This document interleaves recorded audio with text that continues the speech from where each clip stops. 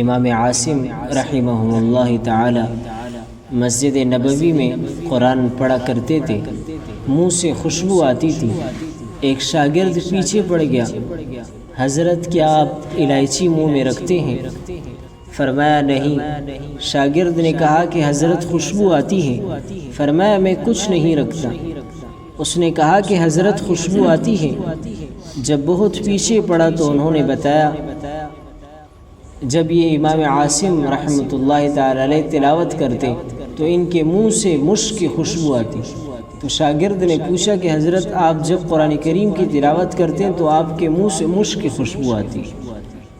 تلاوت تو ہم سب کرتے ہیں لیکن ہمارے منہ سے مشک کی خوشبو نہیں آتی۔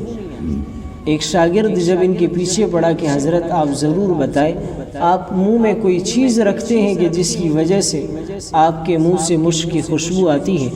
جب شاگرد نے بہت اصرار کیا تو انہوں نے بتایا کہ ایک رات خواب میں نبی علیہ السلام کی زیارت نصیب ہوئی۔ نبی علیہ السلام نے ارشاد فرمایا کہ عاصم تم میری مسجد میں پورے دن قرآن پڑھتے اور پڑھاتے ہو، لاؤ میں تمہارے لب کو بوسہ دوں۔ اللہ کے نبی نے امام عاصم کے ہونٹوں کو بوسہ دیا۔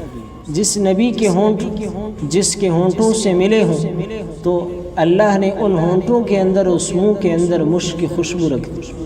آج مجھ اور آپ بھی قرآن کی تلاوت کرتے ہیں لیکن ہمارے منہ سے مشک کی خوشبو نہیں آتی۔ آج مجھ اور آپ بھی یہ دعویٰ کرتے ہیں کہ ہم پیغمبر صلی اللہ علیہ وسلم سے محبت کرتے ہیں، لیکن کبھی مجھے پیغمبر صلی اللہ علیہ وسلم کی زیارت نصیب ہوئی، میں نے خواب کے اندر اللہ کے نبی کو دیکھا۔ دیکھیں ہم میں سے ہر شخص چاہتا ہے کہ میں نبی اکرم صلی اللہ علیہ وسلم کو خواب میں دیکھوں، جس نبی پر میں ایمان لایا ہوں، لیکن وہ آنکھیں کہ جو بے حیائی دیکھیں، بد نظری کریں، ہم ان گناہگار آنکھوں سے اپنے پیارے محبوب صلی اللہ علیہ وسلم کے چہرے کو کیسے دیکھ سکتے؟ وہ زبان اور وہ ہونٹ کے جس سے ہم گناہ کریں، ان ہونٹوں کو نبی اکرم صلی اللہ علیہ وسلم بوسہ کیسے دے سکتے؟ تو ہم نبی اکرم صلی اللہ علیہ وسلم پر کثرت سے درود پڑھیں، اس سے ہمارے دلوں کے اندر پیغمبر صلی اللہ علیہ وسلم سے محبت پیدا ہوگی اور ہمیں خواب کے اندر جس نبی پر ہم ایمان لائے ہیں اس نبی کی زیارت ہمیں نصیب ہو جائے گی۔ اللہ تعالیٰ سے دعا ہے کہ ہم سب کو اپنے نبی اکرم صلی اللہ علیہ وسلم کی زیارت نصیب فرمائے۔ تو حضرت نے بتایا کہ ایک رات میں سویا ہوا تھا اور خواب میں نے نبی اکرم صلی اللہ علیہ وسلم کو دیکھا۔ نبی اکرم صلی اللہ علیہ وسلم نے فرمایا عاصم تم میری مسجد میں پورا دن قرآن پڑھتے اور پڑھاتے ہو، لاؤ میں تمہارے لب کو بوسہ دوں۔